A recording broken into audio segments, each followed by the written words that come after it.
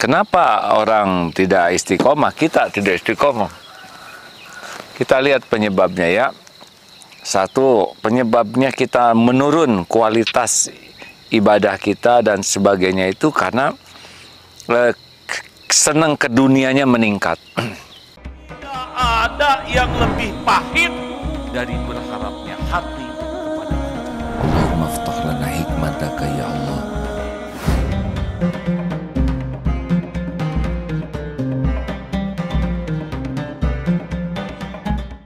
Kecilan Pak Faruk? Nanti apinya nggak ini ya? Nggak apa-apa. Siap. Nah, rekan-rekan sekalian, ini sudah ada singkong yang kemarin dicabut sore, kemudian direndam dengan air garam. Singkong ini luar biasa, takdir Allah ya.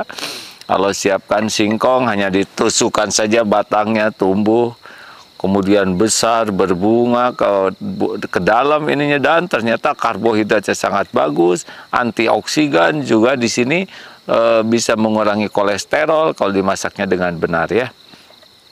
Dan juga ada protein, ada karbohidrat, ini juga ada ya bisa membuat langsing ya kalau tidak gembul, dan menjadi cadangan energi yang sangat baik, Masya Allah. Nah, sekarang kita akan buka tanya jawab ya, tukar pikiran sebagai alasan karena ingin mencicipi ini. Maha Allah.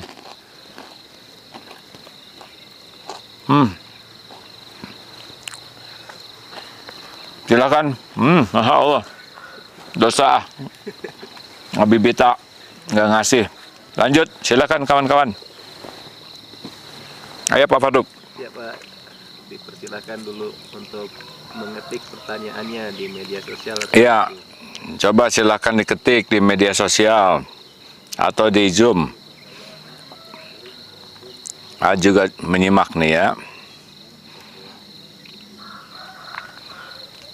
Oh iya, Agim Daily Vlog kemarin sudah diposting satu tuh tentang keutamaan sudah, wah tahun lalu itu 9-10 bulan yang lalu. Nih, kemarin diposting 1 menit 2 menitan karya Pak Fauzan ya. Silahkan dibuka lagi YouTube-nya ADV, Agim Daily Vlog. Nanti mudah-mudahan yang kecil-kecil seperti tentang tanaman, tentang ya alam, kita buat suasana baru di dalam berdakwah ini. Bagaimana? Sudah ada yang masuk Pak Faruk? Belum Pak. Oh ini ya, siap masuk Kak. AA, bagaimana cara supaya istiqomah? Vlog nanti mudah-mudahan yang kecil-kecil.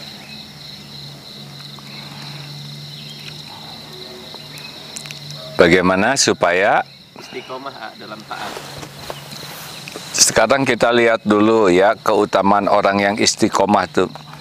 Orang yang istiqomah itu adalah orang yang konsisten. Wah, ini jadi kurang fokus nih pertanyaannya dari istiqomah ke singkong. Di singkongnya direbus atau dikukus? Ini sedikit ya, ini karena lagi enak, jadi sesudah dicabut direndam dulu pakai air garam, yang lebih enak lagi ditambah dengan bawang putih, kemudian direbus ya, atau dikukus. Nah, nanti kalau sudah enak sekali, nah, digoreng. Tapi minyak gorengnya minyak yang anti kolesterol, karena udah senior begini tidak boleh makan berminyak. Goreng dadakan ayah. Ya, goreng dadakan seperti barusan. Kemudian ya begitulah. Sebetulnya sangat ingin makan itu, cuman ingat ke jamaah, nggak enak makan sendiri ya. Alhamdulillah. Baik, lanjutkan tentang istiqomah.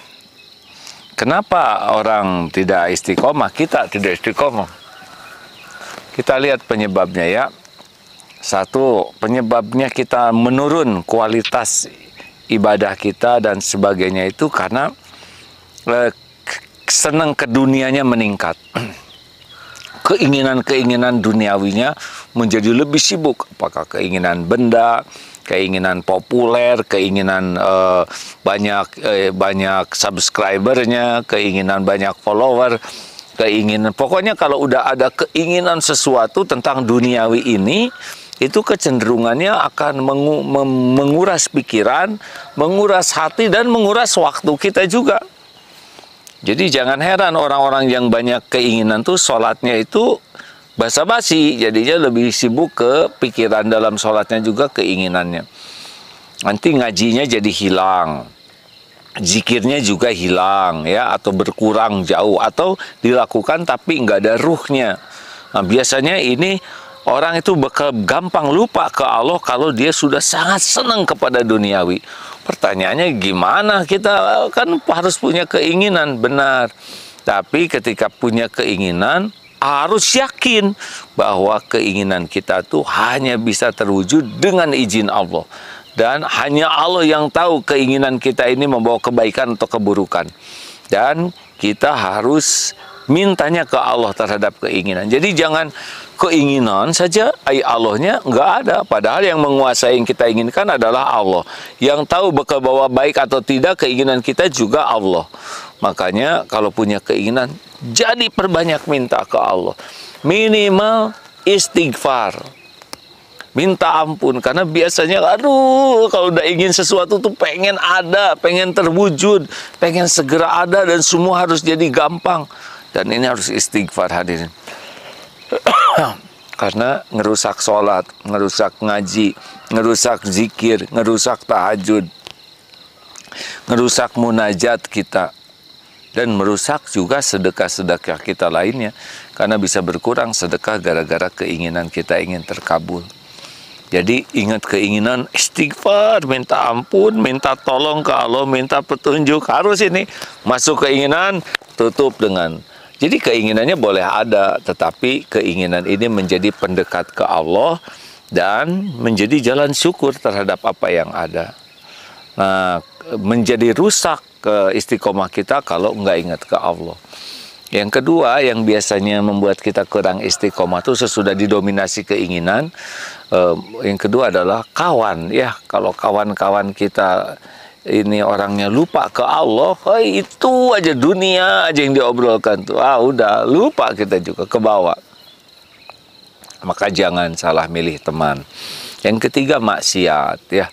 Kita maksiat kecil-kecil, lihat HP, ya, terus lihat YouTube, lihat medsos. Wah, di sana ada yang sebetulnya tidak boleh dilihat, tapi karena sedikit lah, lama-lama mulai senang, waktunya habis terus oleh maksiat, lama-lama ya makin besar.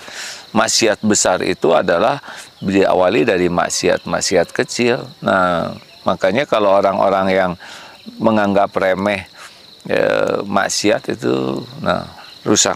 Mendapatkan nih seseorang itu tidak istiqomah imannya sebelum istiqomah,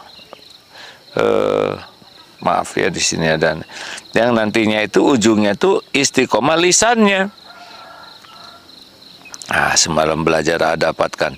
Jadi kalau orang lisannya tidak terjaga, kecenderungannya itu juga akan rusak amalnya dan rusak juga nanti imannya.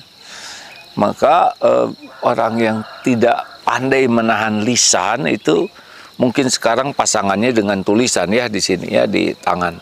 Terus segala ngomong, segala diceritakan, pakai bohong, dilebih-lebihkan, dipamer-pamerkan, nyakitin orang, gurau berlebihan. Itu juga akan cepat rusak itu istiqomahnya.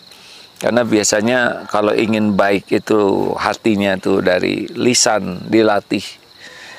Faliyakul khairon aw liyasmut. Apalagi yang bisa merusak istiqomah selain kecintaan, kesenangan keduniawi, banyaknya keinginan, salah milih teman, juga chargernya kurang. Jadi ilmunya nih tidak dicas. Jadi kalau jauh dari majelis ilmu, jauh dari majelis taklim, jauh dari kajian-kajian yang ikhlas gitu, dari pemateri yang tulus, nah ini ngedrop nanti kemampuan kita. Makanya paksakan kita terus untuk dekat dengan Al-Quran yang kita pahami artinya, dekat dengan majelis ilmu, begitulah. Dan Yang terakhir, kalau kita ingin, biasanya kendor itu tidak sekaligus, ya dikit-dikit hilangnya. Dari sholat tepat waktu nanti jadi mulai telat, dari yang biasa sholat sunnah nanti sholat sunnahnya jadi mulai males, kemudian zikirnya panjang jadi pendek, dari yang doanya khusyuk jadi asal-asalan, doanya terus. Nah ini kalau sudah begini, caranya paksakan saja ya. Tidak mau baca Quran, baca. Tidak mau baca artinya, baca. Kemudian tidak mau tahajud, alarm 2 dipasang. Atau lebih dari itu supaya bangun. Harus ada upaya memaksakan diri. Dengan sungguh-sungguh, dan tentu saja kuncinya adalah doa. Ya muqallibal qulub, tsabbit qalbi ala dinik. Rabbana la tuzigh qulubana ba'da idh hadaitana wa hab lana min ladunka rahmah innaka antal wahhab. Dan Allah, kalau siapa imam doanya tuh, ya Rabbana Allah marzuqnal istiqomah, minta diberikan rizki istiqomah. Nah tadi yang bisa merusak, dan sebaliknya yang bisa menguatkan, insya Allah. Udah mulai makin indah nih belakang. Kelihatan silawet. Ya, Masya Allah. Mereka berikutnya dari YouTube. Kadang udah niat sabar dalam segala hal, tapi tetap saja ada selalu ganjelan-ganjelan dalam hati. Gimana menyikapinya biar lebih sabar dalam hal Oh begini hadirin, hati itu ya harus dilatih syariatnya terus-menerus ya. Seperti kita latihan untuk tidak meremehkan orang lain. Jadi dilatih syariatnya ya. Tentu saja kita harus berdoa karena Allah yang membulak-balik hati. Dan ini sebuah proses, kan ada gini ya, rumus dulu ya, ada tahu. Tahu itu hanya dapat informasi, ini nggak mengubah apa-apa. Tahu itu hanya tahu sabar, tahu harus tawakal, tahu harus ikhlas, tidak ada apa-apanya. Tidak punya kekuatan untuk mengubah. Nah, ditingkatkan dengan paham. Kalau paham itu belajar dan sungguh-sungguh. Makanya kalau orang belajar sungguh-sungguh gitu dengan niat ikhlas, nah itu sudah jauh berbeda daripada orang yang tahu. Nah seperti sekarang ya, dengar media ini, ada yang sungguh-sungguh menyimak bahkan mencatat, tapi ada juga yang ya sambil ngantuk-ngantuk. Ya itu sudah bagus juga.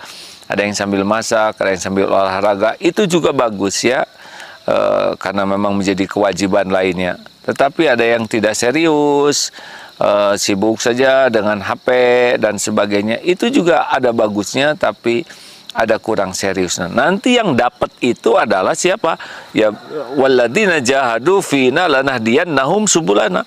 Jadi Allah tuh memberi berbanding dengan tingkat kesungguhan hambanya. Nah, kita sungguh-sungguh belajar, sungguh-sungguh memahami. Oh iya.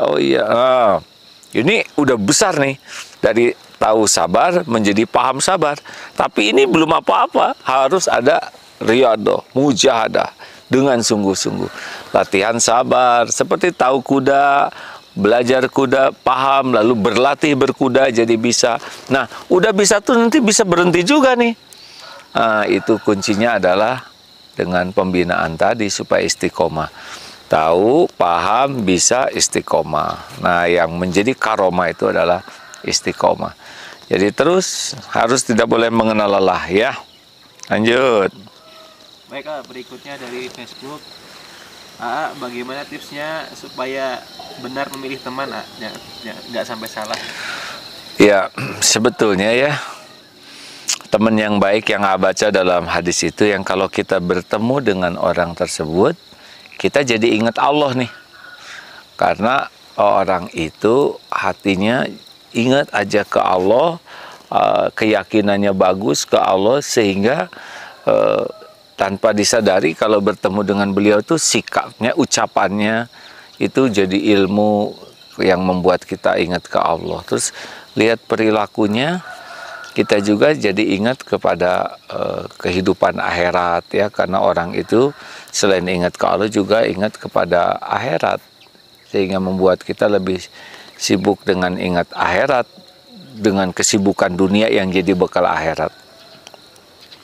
Kalau bicara mengingatkan ke Allah dan jadi ilmu, jadi hikmah, dan rasanya ada ya, tiap orang itu kan mengeluarkan aura katanya, tapi intinya adalah hati orang tersebut itu mengeluarkan sesuatu energi. Nah begitu. Kalau orang baik tuh enak aja ya, nyaman, raut mukanya, tutur katanya, pemilihan nada kata. Nada itu nggak diatur ya, karena hatinya baik biasanya nadanya juga jadi baik.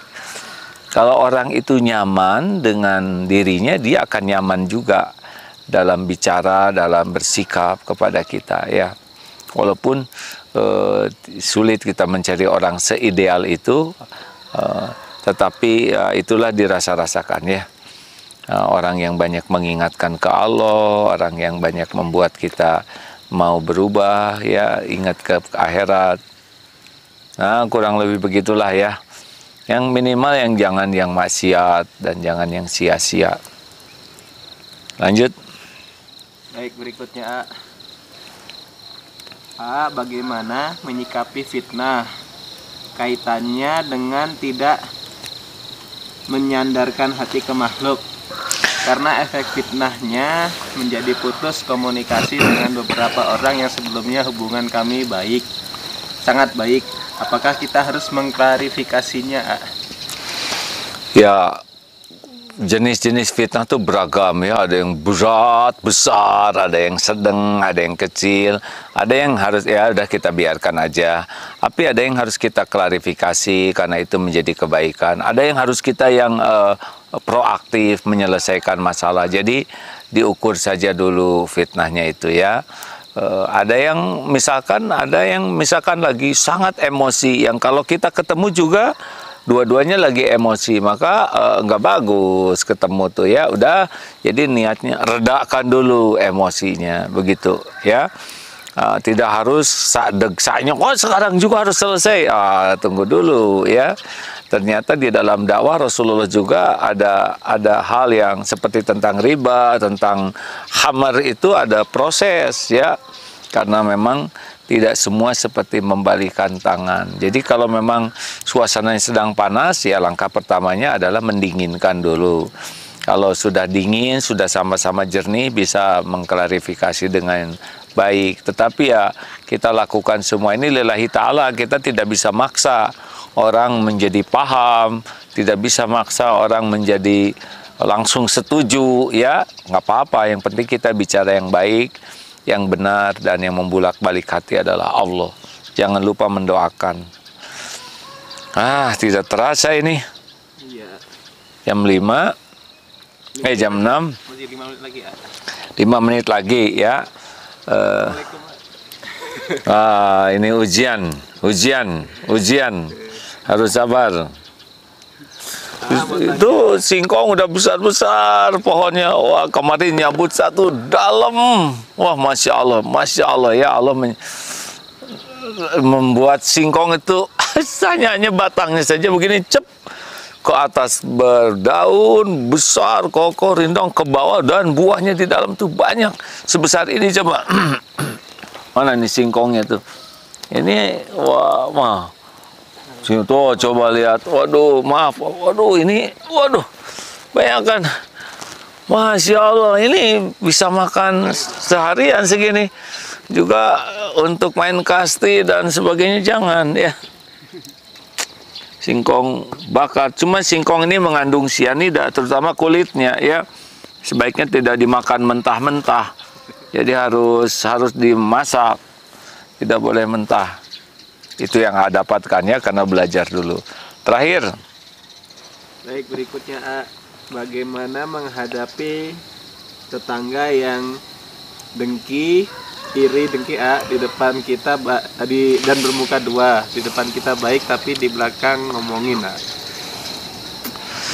Lah masa nggak ngomong di belakang ya? Gini hadirin ya, kita tuh tidak mungkin mengharapkan semua orang suka kepada kita, nggak mungkin ya. Tiap orang tuh punya latar belakang, punya keimanan, kadar keimanan berbeda, keilmuan, masa lalu, karakter, macam-macam. Bertetangga tuh macam-macam, dan kita harus sangat siap dengan semua ini. Ya, kita tidak bisa maksa semua orang suka kepada kita. Yang paling penting adalah kita ini harus jadi generator kebaikan. Ada orang yang nggak bisa didengki oleh orang lain. Coba, siapa yang tidak bisa didengki? Orang yang tawadu, orang yang rendah hati, orang yang serindu. Tawadu ini adalah orang yang lawannya takabur. Takabur itu sombong, ya, tidak suka pada kebenaran, merasa paling benar, dan suka meremehkan orang lain. Nah, orang yang tawadu ini senang sekali untuk menerima kebenaran, ilmu agama, nasihat, saran, kritik sepedas apapun dinikmati, dan tidak melihat orang lain lebih rendah dari dirinya, sehingga sopan menghargai ke orang tuh. Nah, katanya orang yang paling tidak didengki ini adalah orang yang tawadu. Nah, makanya kalau ada tetangga yang mungkin dengki ke kita, ya kita tetap baik saja, jadi orang baik, karena yang kembali ke kita kan yang kita lakukan. Kita bersyukur tidak jadi dia, jangan sampai dia dengki kita dengki, namanya dengki together, ya. Dia iri kita iri, jangan sampai begitu, ya. Kalau ada orang yang kurang baik ke kita, kita harus syukur, bukan kita yang jadi dia. Kita harus jadikan tafakur supaya kita mengevaluasi diri kita. Jangan-jangan ini teguran dari Allah. Kita juga dapat pelajaran supaya kita tidak meniru keburukannya. Kita mendoakan supaya beliau diubah oleh Allah jadi lebih baik. Kan kita maafkan, kita mohonkan ampunan, dan ya kita usahakan jadi lebih baik. Ada yang meninggal dunia. Oh ya, innalillahi wa inna ilaihi rajiun. Allahumma warhamhu wa'afihi wa'fu. Ya, silakan ada lagi kawan-kawan bonus. Insya Allah doakan ya supaya episode-episode hidup ini bisa dijalani dengan niat baik dan cara yang baik, walaupun hidup ini pasti banyak liku-likunya yang tidak kita duga, yang tidak sangka, bahkan tidak kita inginkan. Tetapi memang hidup seperti ini. Tiap di antara kita ada coupling takdir masing-masing. Beda-beda, kita tuh tidak bisa membanding-bandingkan satu sama lain karena ada couplingnya masing-masing. Yang kedua, dalam perjalanan hidup ini ada episode-episode yang tidak kita duga, tidak kita sangka, tapi pasti banyak hikmahnya. Dan kita harus tahu bahwa segala sesuatu itu ada waktunya.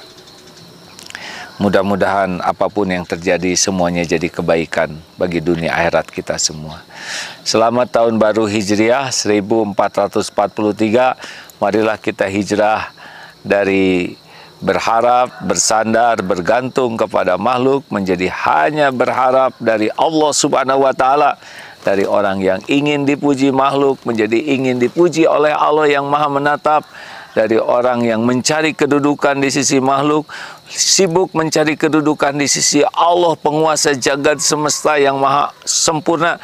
Dari sibuk ingin dicintai makhluk menjadi sibuk ingin dicintai Allah, pemilik penguasa yang maha adil, maha penyayang, maha bijaksana.